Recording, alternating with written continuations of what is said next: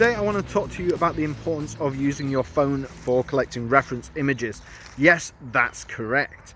The reason why this is so important is because, well, it's great for making brushes for both Photoshop, other applications. Many drawing and painting applications can use it.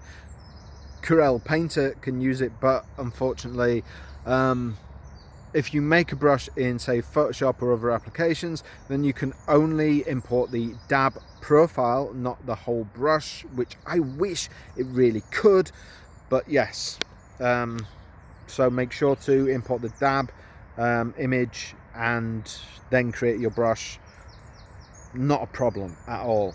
Or you could make the brush and then import it into Photoshop first. Remember that, that's important. But yes, not a problem, not a problem. But what I want to show you today is just to walk around every day and take close-up images.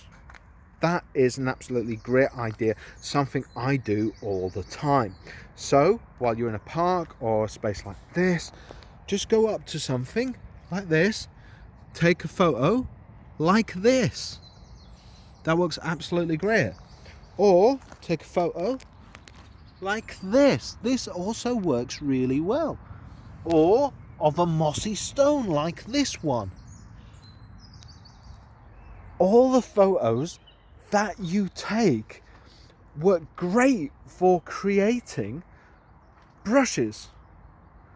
Maybe not dynamic brushes like you're used to making in Corel Painter, but they do make dab profiles for standard kind of Photoshop brushes.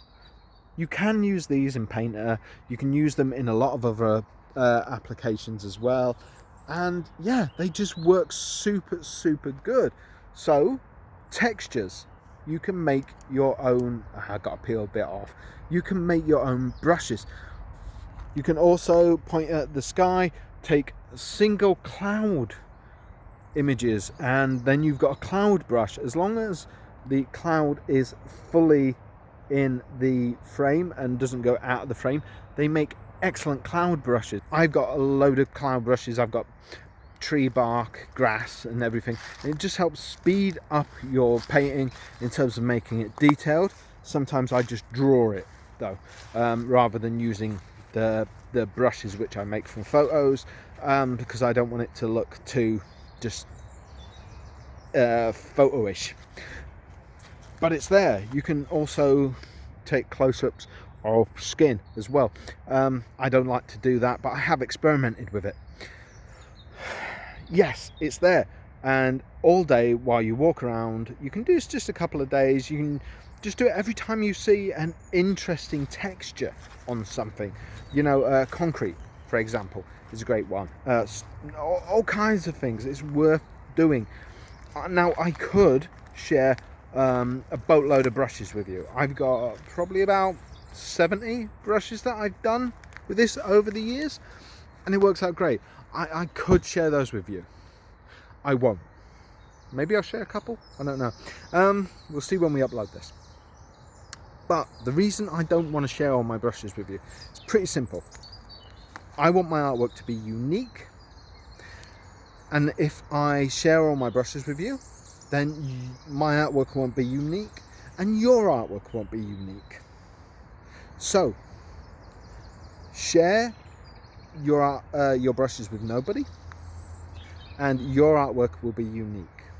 Make your own photos. Find the tutorial online about how to make brushes. Yes, I could make a tutorial on how to do that, but there are hundreds of tutorials already. It doesn't change the idea of making a dab profile. Some older ones will tell you you can only make the dab profile up to a certain size. I think it's like 3,000. Now it goes up to 5,000 pixels for the dab profile for the brush size in Photoshop. And I think in Corel Painter it still only goes up to 3,000, or even, I can't remember the exact size, but it's really worthwhile doing to get those unique brushes. I love it to bits, think it's great, think it's worth doing, making brushes that work so well to just make your artwork uniquely for you. I don't like downloading brushes. It makes your artwork the same as everybody else's. I just made a video about Corel Painter, how good it is, and versus Photoshop and other applications, and why, you know, the brush engine is different and versus Photoshop's brush engine and everything like that. But making your own brushes keeps your artwork different. So taking photos of unique textures is absolutely wonderful, worth trying. Even if you just try it once or twice, see what you think of it. But I'm sure you'll fall in love with it. I'm sure it'll be something that you carry on doing. Definitely worth it. Definitely make your artwork stand out, no matter what style of artwork you do. If you're like me and you're a photorealistic painter, if you're into manga and anime, no matter what you do, I'm sure you'll find it useful. But there you go, that's the tip for the day. Let me know what you think in the comments below. Hit subscribe, beat that notification bell like it's something or other, piece of bark on a tree. Don't know why you'd do that, but there you go. Hit that notification bell, and I'll speak to you all later. Have a great day. Ciao for now.